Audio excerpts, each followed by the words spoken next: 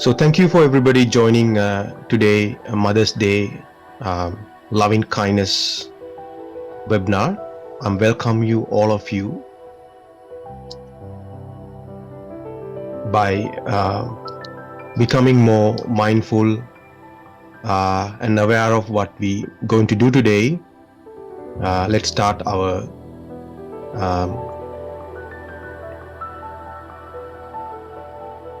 program. Bringing your attention to yourself. May I be filled with happy, healthy and loving and kindness. May I be well in body and mind. And bring your attention to a mother that you already know. Maybe your friend, maybe someone living around you. And let's offer a loving and kindness. May you be filled with loving kindness. May you be well in your body and mind. May you be filled with loving and kindness and happiness. Bringing your attention to mothers living all over the world. Generally, all the mothers living in this world, may all the mothers be filled with love and kindness. May all the mothers have love, warmth and affection in your life. May all the mothers experience inner peace and ease.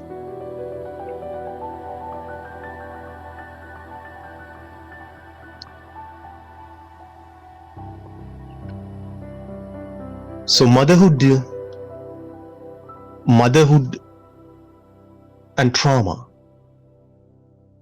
As we know, trauma describe an emotional response to deeply disturbing event or situation or experience that impact your emotions, your feeling and safety and control, leaving in your feeling powerless.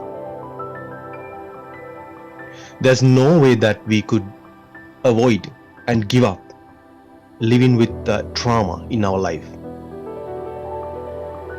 Trauma can affect emotionally, physically, psychologically, even change our behaviors and many things in our life. So it would be very difficult to avoid some of the trauma incident in our life. After experiencing trauma, your thoughts move, shift, and your behavior likely jump to a very unbelievable different area that you have no control, that you cannot really control. So this is like a very normal trauma response. So think about when something happened to you, or you learn of situation that turn to your world upside down. It's very, very normal to feel out of control. I'm sure most of you had this experience, unavoidable experience happen in a one point of your life or many point of your life. It's normal to feel out of control when trauma, especially when acute trauma incident is acting out. So therefore you default to desire more and more control.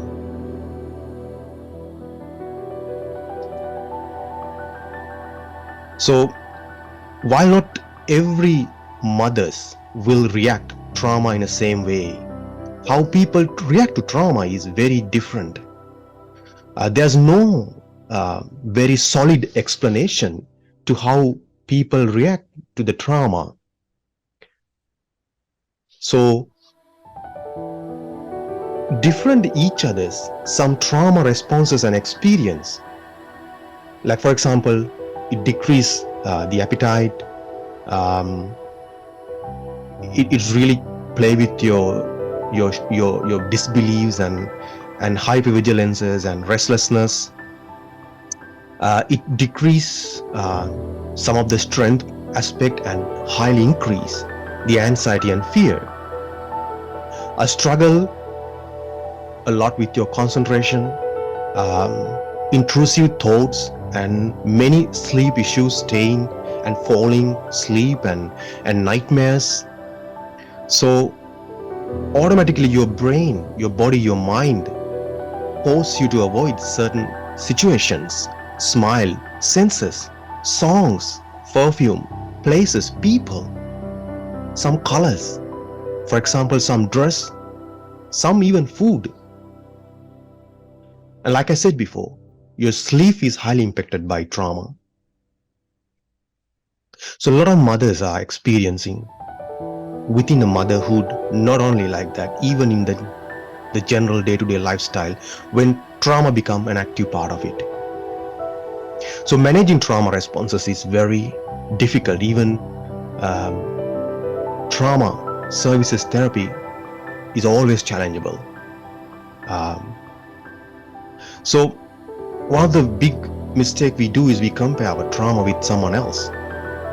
We compare our traumatic life experience in a motherhood as a mother's with someone else. So we all impacted to different,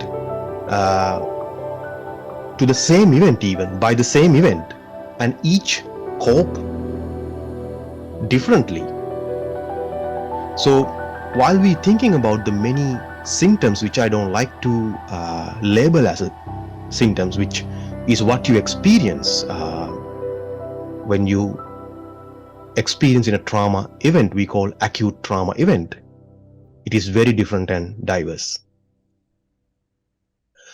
So speaking of motherhood, unresolved trauma recognized in mothers in aspect of attachment and neuroscience perspectives. Human brain in a motherhood, not within even motherhood, generally very weirdly, very differently react, very strangely react to trauma. Neuroplasticity, the brain ability to recognize these sympathetic connection throughout human life.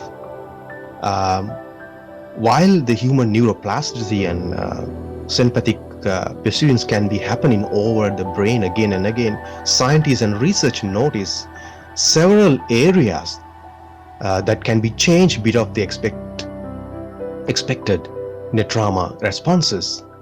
Not even pregnancy and postpartum period of pregnancy or pre-delivering period, all through the motherhood, many part of human brain, such as amygdala. Amygdala we call the almond-shaped set of the neurons in lower central part of the human brain that helps to process human memory, primal emotion reactions, fear and aggressions during the pregnancy and postpartum part of the pregnancy. Neuroscientists has investigated that a very significant clinically growth and changes can be happening in this part of the brain. And human prefrontal cortex, a part of the brain that matter to behind the forehead and long on the top of the head, it is the largest portion of our human brain. A primary responsibility to help organizing, planning, focusing attention, juggling with the multiple tasks and responsibilities and things can be really triggered by having massive trauma in the motherhood. So a lot of research and scientists has investigated very specific changes in this part of the brain during trauma affecting the motherhood. So especially the scientist has found that the gray matter area increased the volume in a postpartum experience of womanhood and motherhood, especially motherhood. So one of the reason I always introduce and encourage specifically loving kindness and many other mindfulness practice in a motherhood. And in Eastern world, if you ever notice, in Eastern world is Eastern Buddhist culture, when female women become and welcoming to a motherhood, they're becoming more engaged and attached and a part of Buddhist spiritual and holistic rituals and practice. And my personal belief, which helps very strongly to maintain and develop the prefrontal cortex, hippocampus and amygdala function in human brain. And traditional East women coming from East Asian and Asian countries, that mainly Buddhist culture and holistic and historical Buddhist basis society, this is one of the reasons they attach to a lifestyle that integrate with spiritual and holistic value of Buddhism. And speaking of hippocampus, that's the other part can be, by the way, there are many parts, so I just only focus in the 3 part of your human brain. The hippocampus is a complex brain, structured and locked deep in human middle brain, that play a huge role of things like learning, memory. During the pregnancy, mothers struggle with these type of functional abilities, and having that engagement and helping to develop and improve hippocampus by doing healthy biopsychosocial spiritual practices highly support and help mothers to keep maintain this sectional development. So speaking of trauma, especially unresolved trauma, and experiencing continuous massive amount of trauma during motherhood really triggered and complicated not only human neuroscience but also the other life areas, attachment, development, you name it, many things. So for example, speaking of dynamic maternal model of human attachment and adaptation, we call the DMM model, that introduced the unique concept of attachment recognizing, which can be explain a process of individual that unresolved trauma experience, not only acute, sometimes complex and chronic, transition of toward attachment, security based their enhancement of understanding the past and present experience, especially with trauma.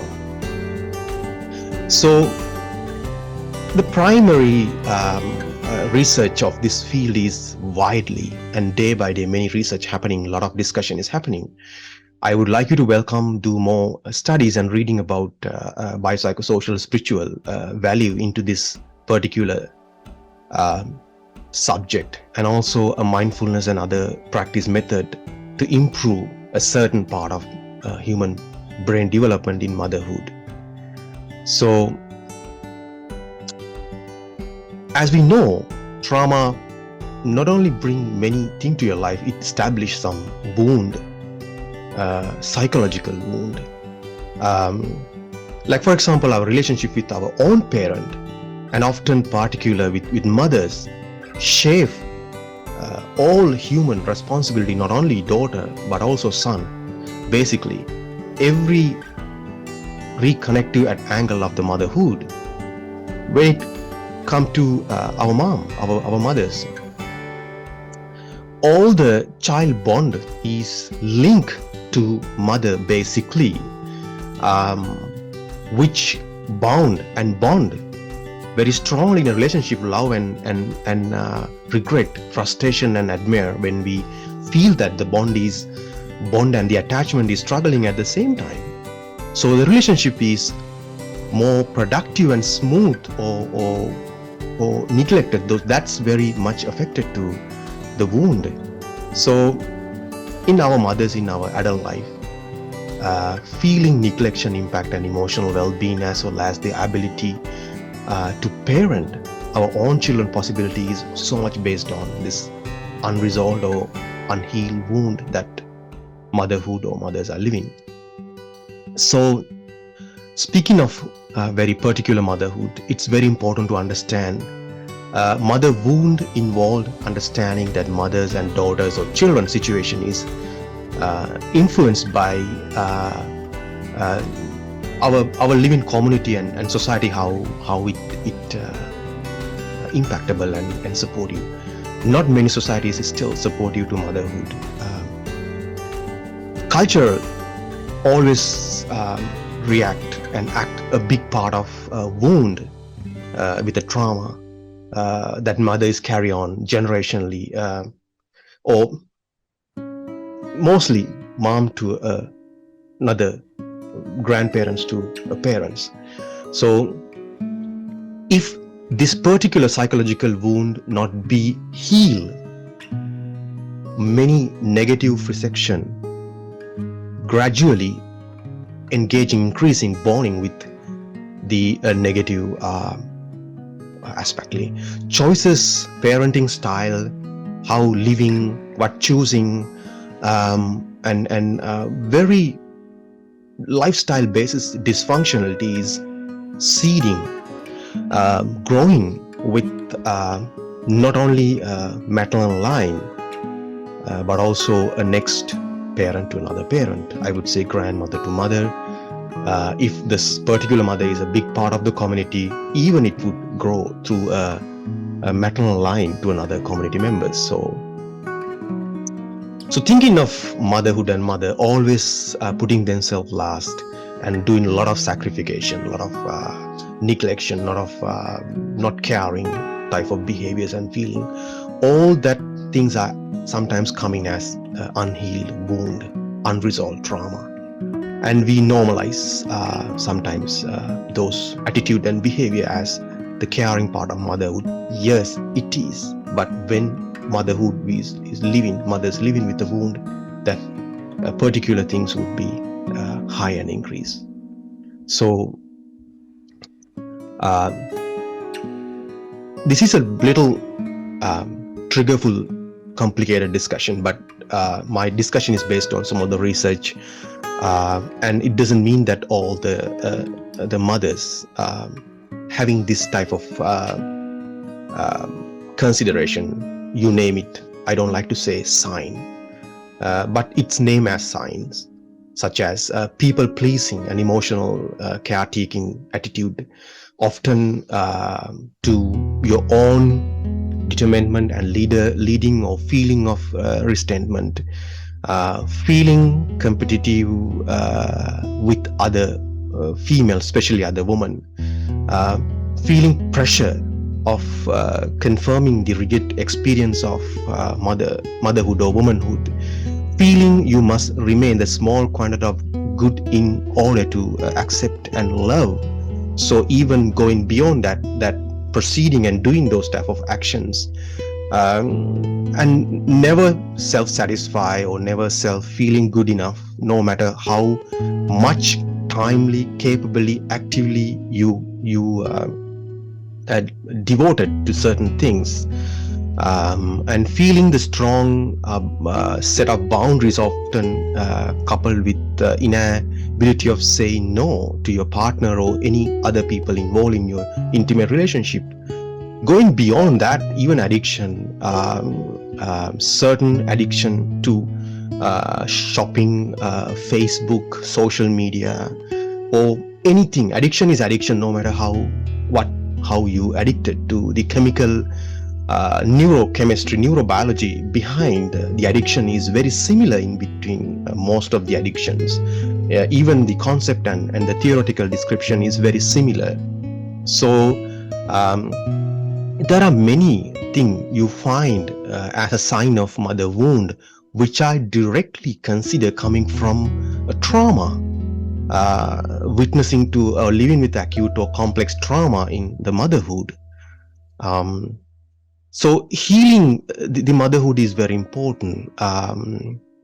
Recognizing, acknowledge of mother wound doesn't mean that mother-daughter or mother-children relationship won't be still rigid and determined to conduct that the way it has to be occurred and result of mother unresolved traumatic experience.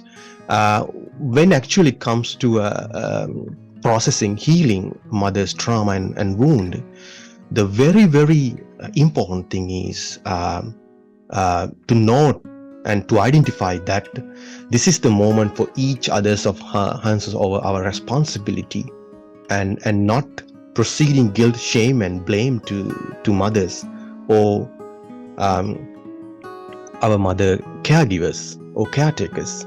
So healing the trauma-based wound also about creating a new healthy relationship in a social aspect of biopsychosocial 4 directions to expectation of life boundary, and neither your mother expecting nor by the society or community. Child responsibilities are not responsible for releasing your mother unfulfilled aspirations, or no for saving your mother. I know there are many belief and expectation in between mothers and children, but aspect of no, woman can never confirm to the perfect. There would be no perfect mother in this world, and motherhood is like other human relationship, very specific human relationship. It is very most valuable relationship in the human life, but do not ever expect the perfect mother. We all human and fallible to just trying to do our best to be function as the best human limit in our community. So culture is a question, of course, which trapped and triggered the mother negative patterns and beliefs and reiterate to our own adherences and thoughts to act and dispower as a mother. Rebuilding the human new relationship with your mother and finding a better way to establish this new bonding attachment that is not in a traditional way, by finding what amount that she can be capable and how amount she can give it to you this moment her life. So very important to seek, if you're a mother and you find the motherhood is really triggering, having trauma wound, your own trauma still triggering you still having difficulty with your own trauma, it's very important to find the professional support, not only to yourself. If you need it, to a family basis, there are trauma therapists, psychologists, psychiatrists specialized in this type of track work, you name it. Healing a mother wound track not only your own difficulty, but also finding and also challenge to more of your particular living society, and exactly this is very important. There are many evidence-based positive method and help and support and evaluate maternal relationship, self-esteem, self-motivation, self-image. One thing we find is self-image is a very triggerful in a motherhood, living the motherhood trauma and wound. Maternal relationship improvement, so you name it, many evidence-based positive method are supporting. So ending our discussion by becoming more mindful to your own motherhood and somebody that you know struggling, suffering a motherhood as a mother,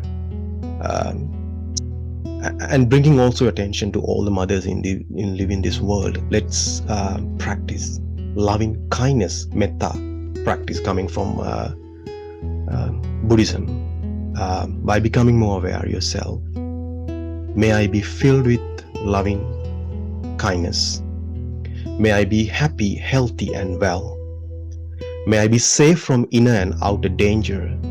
May I be well in body and mind. May I be at ease and happy. And bring your attention to a mother suffering with her responsibilities, her trauma, her functioning as a mother. May you be filled with loving and kindness. May you be safe from inner and outer danger. May you be well in your body and your mind. May you be at ease and happy. May you be safe. May you be happy. May you be healthy. May you be live in peace no matter what you are given. Now bring your attention to all the mothers living in this world, mothers suffering, struggling to survive, giving life to children and society and community. May all the mothers be filled with love and kindness. May all the mothers be happy, healthy and safe. May all the mother be love, warm and affection of your life and free from suffering and pain. May all the mother be protected from harm, free from fear and danger, inner and out. May all the mother be alive, engaged, joyful. May all the mother be experienced inner peace and ease. Wishing you all of you happy Mother's Day. Thank you for joining today webinar and offering you love and kindness. Metta.